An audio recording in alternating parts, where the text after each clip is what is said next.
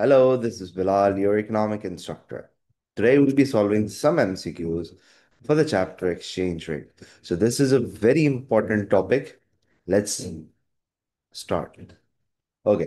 So पहला MCQ है what is an advantage of a floating exchange rate? अब floating exchange rate की खासियत क्या होती है? ये खुद ही strong होता है, खुद ही weak होता है, खुद ही strong होता है, खुद ही weak होता है, which means it's self-correcting in nature. Say, let's look at the options that we have. So it can correct a current account deficit or surplus. Now, this is the right answer. Why is this the right answer? ये सही answer क्यों है? क्योंकि जब currency strong होगी तो current account unfavourable हो जाएगा यानी डेफिसिट पे चला जाएगा। और जब करेंसी वीक होगी तो करंट अकाउंट ऑटोमेटिकली इम्प्रूव हो जाएगा एंड एक्सपोर्ट्स आपकी बढ़ जाएंगी because they are cheap. Let's look at other options. It creates certainty. तो सर्टेनिटी तो फ्लोटिंग एक्सचेंज रेट नहीं क्रिएट करता, फिक्स्ड एक्सचेंज रेट करता है। इंक्रीजेस गवर्नमेंट कंट्रोल, तो गवर्नमेंट कंट्रोल तो है ही नहीं क्योंकि फ्लोटिंग तो मार्केट सेट करती है। It stops money flows into and out of the economy. Now this is also incorrect. क्यों? फ्लोटिंग एक्सचेंज रेट हो या फिक्स्ड एक्सचेंज रेट हो, पैसा तो मुल्क में आना ही है। सही है। Let's look eight question number two. Argentine product initially sells in the US $50, and when the exchange rate between the two countries is 5 pesos to $1. तो अगर $50 का बिक रहा है अमेरिका में, तो अर्जेंटीना में उसकी प्राइस क्या होगी? Let's look at that. तो अर्जेंटीना में इसकी होगी 50 मल्टीप्लाई बाय 5, यानी 250 pesos होगी। सही। Now this is important for this MCQ. The exchange rate changes to 10 pesos a dollar and the price of product remains unchanged in Argentina. तो अपने को अर्जेंटीना में देखना है, अर्जेंटीना में अनचेंज्ड है। तो अर्जेंटीना में पहले कितनी थी? 250। अब कितनी है? 250। तो अमेरिका वाले कितने डॉलर्स देंगे so that Argentine producers get 250? So the answer is we'll divide it by 10, we get $25। सही है। तो अगर डॉलर से लोकल करेंसी में कन्वर्ट करना है यू विल मल्टीप्लाई, और लोकल करेंसी से डॉलर में कन्वर्ट करना है you will divide. So that's the learning from this MCQ and B is the right answer. सही है। Okay, so let's move on to the next one. What would increase the demand for a country's currency on the foreign exchange market? अब हमेशा याद रखें, मैं बच्चों को क्या बोलता हूं, जब भी पैसा आवत है यानी आता है तो डिमांड बढ़ती है। Inflows will always increase the demand. सही है। इनफ्लो ज्यादा होगी डिमांड ज्यादा होगी, इनफ्लो कम होगी डिमांड कम होगी। Now let's look at the options. Increase demand तो उसका मतलब है इनफ्लोज बढ़ने चाहिए। डिक्रीज इन इनवर्ड इन्वेस्टमेंट यानी इनफ्लोज ऑफ इन्वेस्टमेंट डिक्रीज हो रही है तो उससे डिमांड क्या हो जाएगी भाई? कम हो जाएगी। Decrease in the rate of interest, if the rate of interest decreases hot money outflow होना शुरू हो जाएगा। सही है। तो आउटफ्लो हो रहा है मतलब सप्लाई अफेक्ट होगी, सप्लाई बढ़ जाएगी, अपने को डिमांड की बात करनी है। Increase in exports, when the exports increase तो बाहर से इनफ्लो बढ़ जाएगा, इनफ्लो बढ़ेगा डिमांड बढ़ जाएगी। So therefore C is the right answer. An increase in its imports, imports बढ़ेंगे तो आउटफ्लो बढ़ेगा, आउटफ्लो बढ़ेगा सप्लाई बढ़ जाएगी। Hence C is the only answer जिसपे डिमांड बढ़ रही है। The table shows number of units for four currencies which exchanged for $1 in 2003 and 2013. Which currencies would have imports become cheaper? अब इसका रूल ये है, जब भी करेंसी स्ट्रांग होती है तो आपके एक्सपोर्ट्स कम हो जाते हैं बिकॉज दे आर एक्सपेंसिव। और आपकी इंपोर्ट्स बढ़ जाती हैं बिकॉज दे आर चीप। तो based on this we need to find कि किस करेंसी में स्ट्रेंथन हुई है, करेंसी कौन सी करेंसी स्ट्रांग हुई है से। तो 7.7 है, 7.7 रही है, तो ये ए तो हो ही नहीं सकता।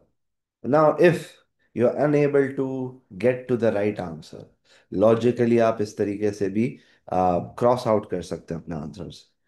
45, 61।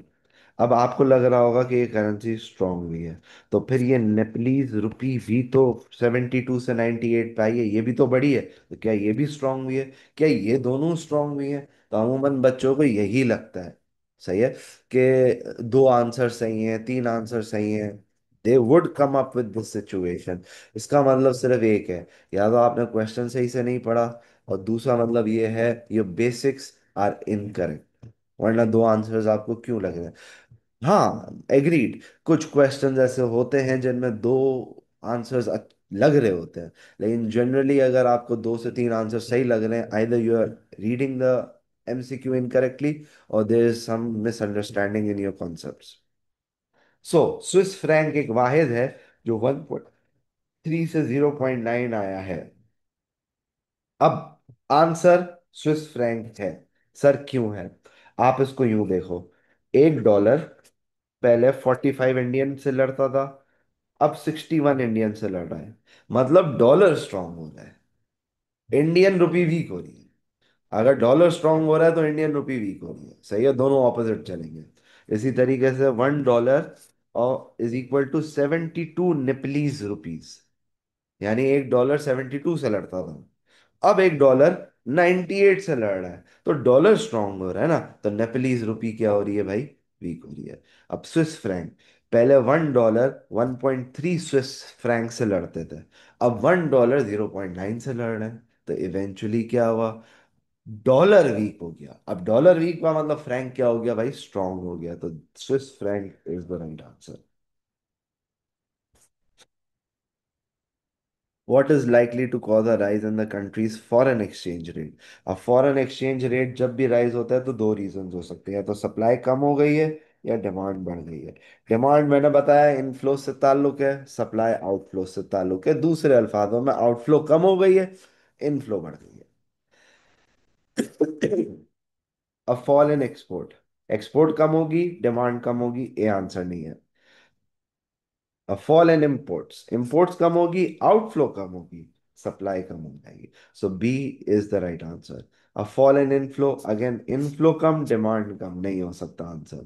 A rise in outflow, outflow बढ़ा, सप्लाई बढ़ गई, सप्लाई बढ़ेगी करेंसी वीक हो जाएगी। सो इस तरीके से आप पहुंचे कि बी है सही आंसर। ओके, तो डिमांड सप्लाई का ताल्लुक एक्सचेंज रेट पे भी है। Let's look at the concept. US currently trades in oil with the UK.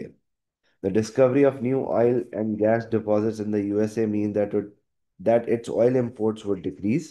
अब oil imports decrease होंगी, मतलब supply कम हो जाएगी, and its oil exports increase. export ज़्यादा करोगे, inflow ज़्यादा आएगा, मतलब डिमांड बढ़ जाएगी।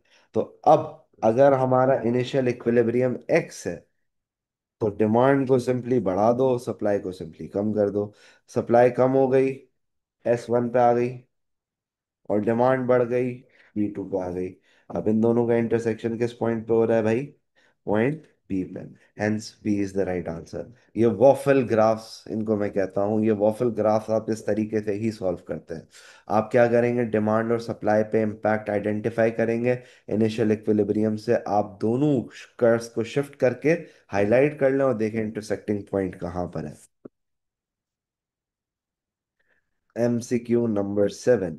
In 2009, the exchange rate of the Singapore dollar changed 1.49, $1 के मुकाबले, to 1.43 to $1। अब इसमें लेट्स एनालाइज के क्या स्ट्रांग हुआ है क्या वीक हुआ है।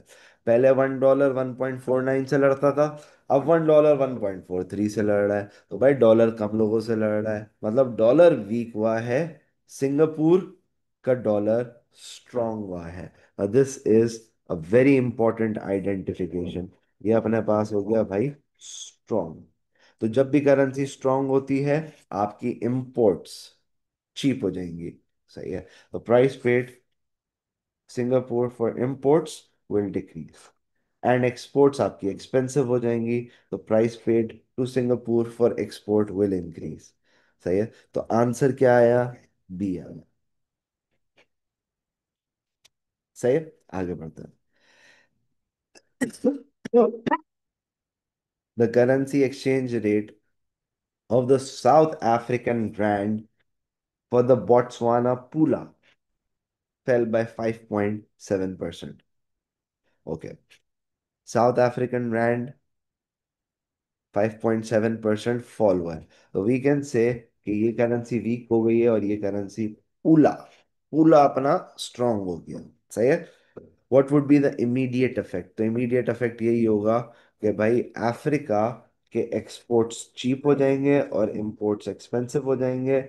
पूला की करेंसी स्ट्रांग हुई है तो इंपोर्ट्स चीप हो जाएंगे और एक्सपोर्ट्स एक्सपेंसिव हो जाएंगे। Okay. Botswana level of protection would fall। नहीं, अभी क्यों नहीं? क्योंकि भाई आपकी इंपोर्ट्स चीप हो गई ना बॉट्सवाना की, तो आपकी प्रोटेक्शनिज्म पॉलिसी तो एक तरीके से फेल हो गई। Botswana tourist travelling to South Africa would find it less expensive. तो अगर टूरिज्म है, वो साउथ अफ्रीका में जा रहे हैं, they would find it less expensive. तो अगर बॉट्सवाना का टूरिस्ट है, वो अफ्रीका जा रहा है, तो अफ्रीका की एक्सपोर्ट है और बॉट्सवाना की इंपोर्ट है। सही है ना? When I go to Saudi Arabia, तो पाकिस्तान इंपोर्ट में काउंट होगा, because I will buy goods and services and come back over here, so it's an import. Whereas Saudi Arab के लिए वो एक एक्सपोर्ट है, they will sell goods and services to the foreigners. तो इसका answer B होगा। South African imports would be cheaper, नहीं, export cheap होगा, सी नहीं हो सकता। South Africa tourist travelling to Botswana would receive more pula per rand. Okay. Because currency weak भी है, तो हम रैंड, एक रैंड के बदले अब कम बोट्सवाना पूला बाय करेंगे। तो that's the concept and hence this is also incorrect. What most accurately measures international purchasing power of a currency? Balance of payment? No. Exchange rate? Yes. Exchange rate की ही वजह से आप बोल सकते हो जो परचेजिंग पावर है कि आपकी करेंसी कितनी परचेज कर सकती है दूसरी करेंसी को, that's basically purchasing power of a currency. That is exchange rate. Basic definition twist करके पूछिए। जीडीपी नहीं, रेट ऑफ इन्फ्लेशन नहीं। सही। What is an increase in the value of exchange rate in a floating system called? Okay. Now this is a very important MCQ, ये जानबूझ के मैंने रखा है ताकि एक रिकैप हो जाए। एप्रिसिएशन, डेप्रिसिएशन, ये फ्लोटिंग के कॉन्सेप्ट्स हैं। रीवैल्यूएशन, डिवैल्यूएशन, ये फिक्स्ड के कॉन्सेप्ट है। तो इंक्रीज इन वैल्यू मतलब करेंसी क्या हो गई भाई? स्ट्रांग हो गई। तो स्ट्रांग एप्रिसिएशन होती है और डेप्रिसिएशन वीक होती है। हेंस आपका आंसर है ए। In October 2015, 1 UK pound could be exchanged for 100 rupees. Yeah. By October, 1 UK pound was exchanged for 80। Now अब जल्दी से देखते हैं क्या वीक हुआ क्या स्ट्रांग हुआ। एक पहले 100 से लड़ता था, एक अब 80 से लड़ रहा है। तो यूके का पाउंड क्या हो गया भाई हमारे पास? कमजोर हो गया, वीक हो गया। और इंडियन रुपी क्या हो गई भाई? स्ट्रांग हो गई। सही है। What would be a short term consequence? सही है। शॉर्ट टर्म कॉन्सिक्वेंस, जिसकी करेंसी वीक भी है वहां पे एक्सपोर्ट्स चीप हो जाएंगी, और जिसकी करेंसी स्ट्रांग हुई है वहां पे इंपोर्ट्स चीप हो जाएंगी। सही। Economic growth in India would increase. So in India would it increase? Let's look at the option. India में इंपोर्ट्स बढ़ेंगी और एक्सपोर्ट्स कम होंगी। तो बेसिकली नेट एक्सपोर्ट्स क्या हो गई भाई? कम हो गई। एग्रीगेट डिमांड कम, एग्रीगेट डिमांड कम तो इकोनॉमिक ग्रोथ कम, ये नहीं हो सकता। Indian manufacturers would earn higher profits from exports. Okay, इसको अगर हम बोलें कि ज्यादा प्रॉफिट्स कमाएंगे, तो ये बात सही हो सकती है, क्योंकि आप महंगा बेच रहे हो, so you are earning more profit. लेकिन at the same time you are selling less because it's expensive. तो बी भी नहीं हो सकता। सही है। C, inflationary pressures in the UK would reduce. जब भी करेंसी वीक होती है, जहां की करेंसी वीक होगी वहां इन्फ्लेशन बढ़ती है, ये याद रखना। सही है। तो इन्फ्लेशन बढ़ेगी ना कि कम होगी। UK manufacturers would find it easier to export to India. Currency weak हो गई, एक्सपोर्ट्स बढ़ जाएंगे because they are cheap, hence they will find it easier to export in India, and that is why D is the right answer. The demand, the world demand for oil is price inelastic, and oil is paid for in US dollars. अच्छा, ये बड़ा important है, inelastic है तो इसको हम दिमाग में रखेंगे। और डॉलर्स में पेमेंट होती है। If the price of oil falls rapidly, price of oil कम हो गई, क्वांटिटी डिमांडेड थोड़ी सी बढ़ेगी क्योंकि ये इनलास्टिक है। सही है। तो रेवेन्यू अर्न वुड डिक्रीज। तो डॉलर में जब हम एक्सपोर्ट करेंगे तो हमें कम डॉलर मिलेंगे। तो कम डॉलर मिलेंगे मतलब the demand for dollars would decrease. अब अगर मैं देखूं, क्योंकि ये एक्सपोर्ट की बात है तो डिमांड से ही हमने रिलेट करना है। क्योंकि हमारे पास कम रेवेन्यू आ रहा है पहले के मुकाबले, तो हम बोल सकते हैं कि भाई इनफ्लोस कम हो गए। जब हम बोल रहे हैं इनफ्लोस कम हो गए तो करेंसी की डिमांड कम, और जब भी करेंसी की डिमांड कम हो गई वैल्यू वुड फॉल। सही है। तो ऐसे एमसीक्यूज को कैसे टैकल करेंगे? अमूमन एक ही कॉलम में आपको आंसर मिल जाएगा और वही बेसिकली टेस्ट कर रहा होगा। सेकंड कॉलम हमारे लिए इममटीरियल है। लेकिन अगर आपने क्रॉस चेक करना है कि भाई वाकई आपका आंसर सही है, तो सी का जो दूसरा कॉलम है आप उसको भी एनालाइज कर लो। तो आप बोलोगे डिमांड कम हो गई, परफेक्ट, हो गई कम। तो जाहिर सी बात है अगर डिमांड कम होगी तो वैल्यू भी तो फॉल होगी, and that is why value fall is the right answer. Right? So that is it for this video. Until next time, Allah Hafiz.